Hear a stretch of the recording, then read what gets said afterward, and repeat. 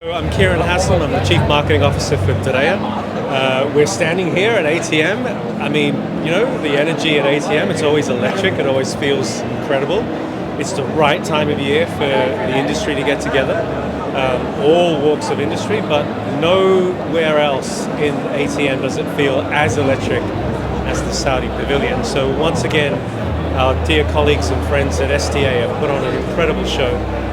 As Diriyah, we're here to just talk a little bit about what we've been doing over the last year, which is a lot. As to be expected for a 14 square kilometre urban pedestrian city of the future, anchored on the birthplace of the kingdom, the UNESCO World Heritage Site. We've welcomed in excess of 2 million people to the UNESCO World Heritage Site since we opened it to the general public under Diriyah, the City of Earth. It's just going. The accelerator pedal is flat out, so it's a lot of fun. This year we're seeing more and more come to life in terms of groundbreakings, inaugurations, announcements. At the end of this year we have our first hotel in Diriyah, which is the Bab Samhan. It's a luxury collection, 135 keys. When you come out of your hotel room, which is a beautiful take on Saudi tradition and Diriyah hospitality, you're 3 or 4 minutes on foot to walk to the UNESCO World Heritage Site through Bujeri Terrace. Bujeri Terrace has like a sister component to it, which is Zalal Bujeri, which we're now starting to bring to life in terms of the completion of the build, the fit out of the dining offerings, the programming, the activities that will take place. So it's all sort of coming together, and so this year's a super exciting year for us. And what's been the response, from the market? Response has been really incredible. I mean, and not just to us in Diriyah, but to the Kingdom of Saudi Arabia. Any of my colleagues, whether in the Red Sea or in Al Ula, the Suda development, there's a lot of people who are now coming and saying, I want to come and have a look. We're seeing a lot of visitation, particularly to Abturayf, the UNESCO site, from Italy, Spain, France.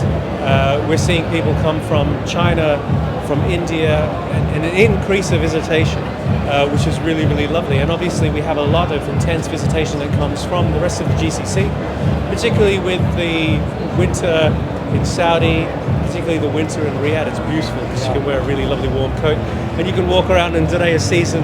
And so we're seeing a lot of visitation coming from the rest of the GCC to come to the concerts. We had Nancy Adram who came and did a concert during the Formula E in Diriyah. I mean, it was just incredible.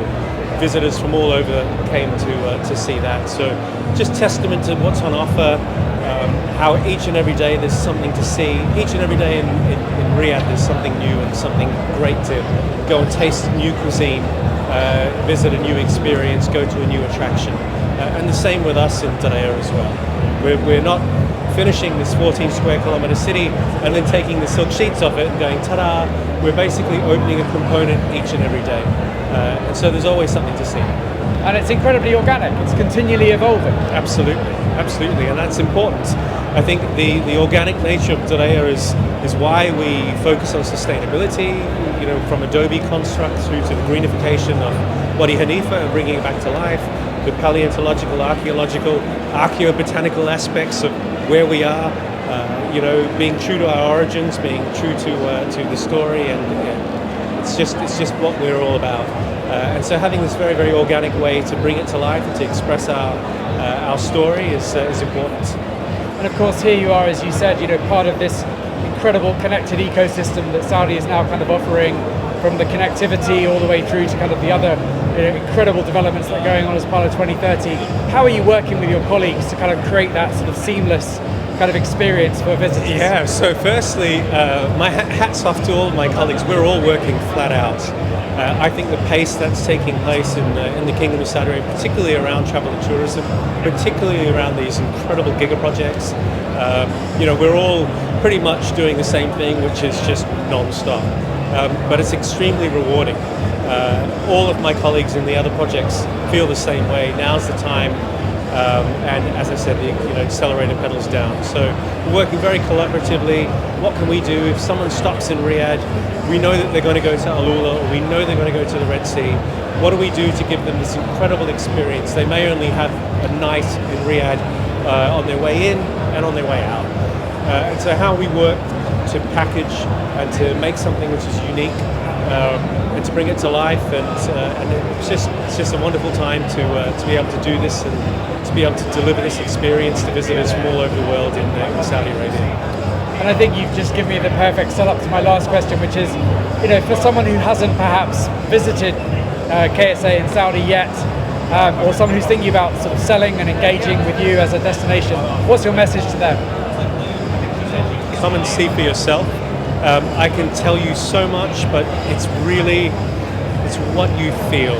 It's that authentic connection with people and place. Real people, real Saudis are what drives Saudi Arabia and delivers this authentic experience. The hospitality is unique. It's so warm and it's so generous. It feels so special, particularly in this day and age where it's hard to go to places. People don't have time for you. They don't want to engage with you. There's too much separation between people in the world today, and Saudi Arabia, it's not that at all. It's very, very hospitable. Saudis are warm and they want you to come and explore their country. They want to tell you about it.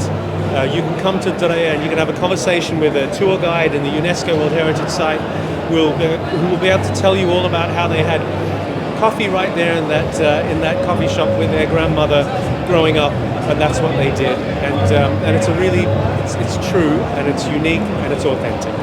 You are that yourself, sir. Thank you very much for a great interview. Thank you for that, Justin. All the best.